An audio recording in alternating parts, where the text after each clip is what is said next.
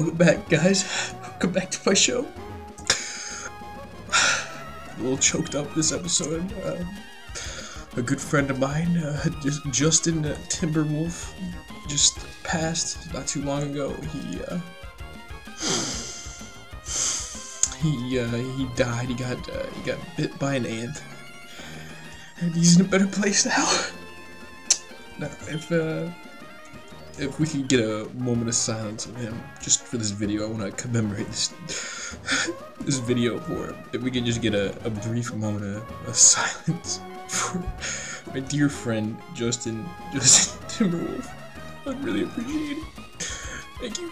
In the arms of the angel,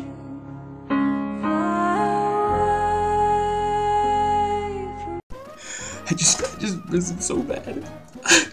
And just the things that I was never able to tell him, they just... Get the fuck out of my way, you dumb bitch. Can't you see I'm having some hard times here? Alright, so we picked up this stupid Magikarp. We take its item, we just yank it off its goddamn dead stupid body. It's surf, okay? So we're gonna surf the pain away.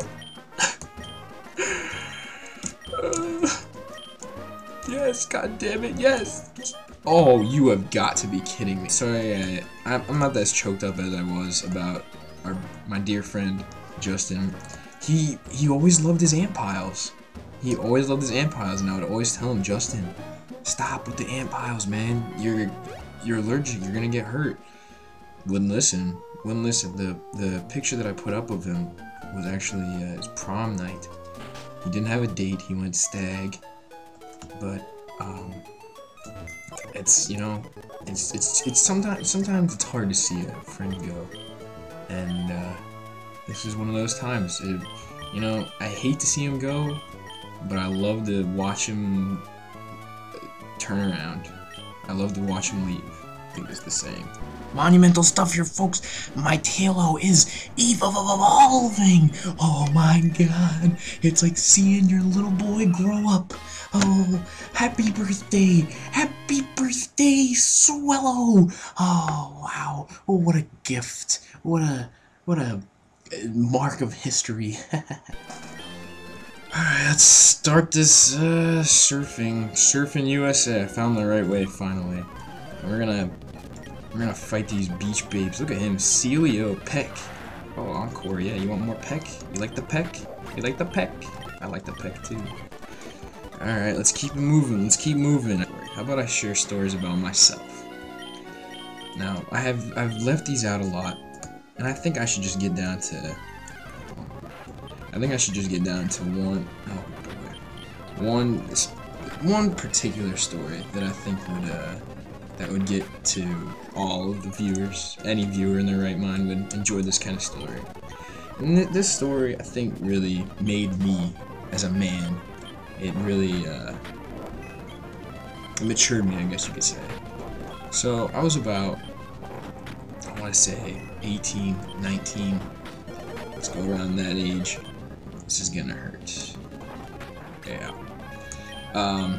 So I was around 18, 19. And I had a girlfriend at the time. You know, she was a 10 out of 10, of course. And it was my birthday. And when it was my birthday, I thought, you know, we could try out the anal sex for my birthday. And she said, you know, why not? She was, oh, I don't want this egg. I don't want this egg. Okay. So her being unfamiliar with it, she said, yeah. Okay, that can happen. I mean, it is your birthday. We can make it happen.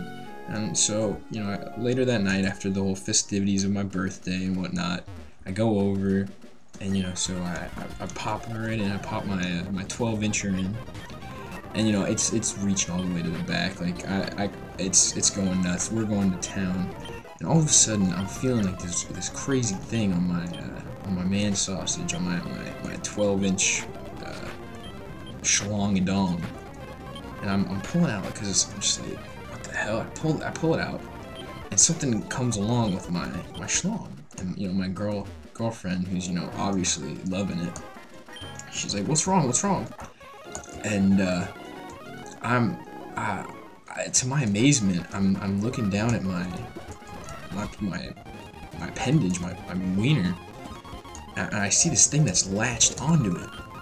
And I just, as I keep pulling out my wiener, like the thing just keeps coming with it, and it turns out it's a tapeworm of some kind, and it just found its way on my wiener. And this tapeworm just keeps pulling. Like, I feel like I'm a magician, like pulling a scarf out of a hat, only I'm pulling a tapeworm out of a butthole.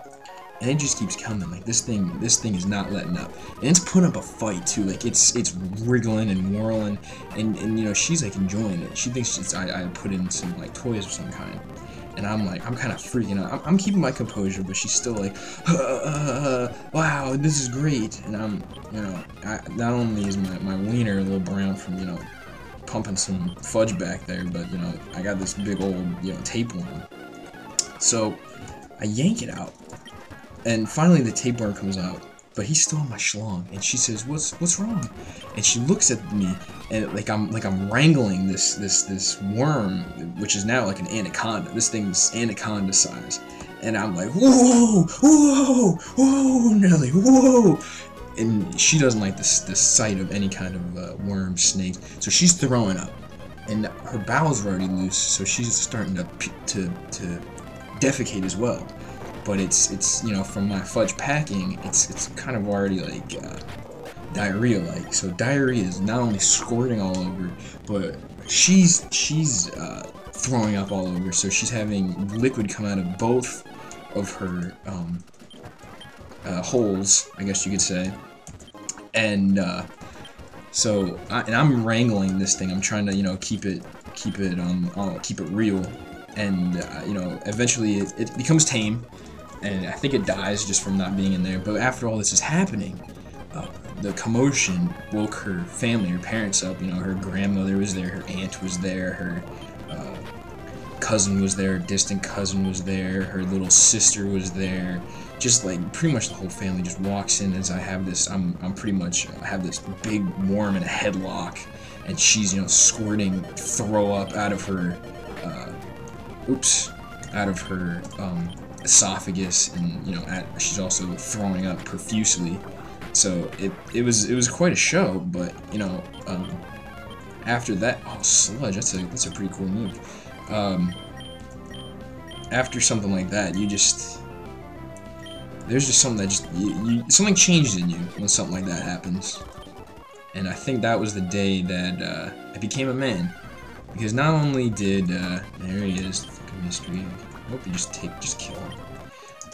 And I think that really just changed my life the day that happened. We never spoke again after that. I was appalled. I kept the tapeworm, actually. I have it in my room. I hung it up on the wall. I was very proud of it.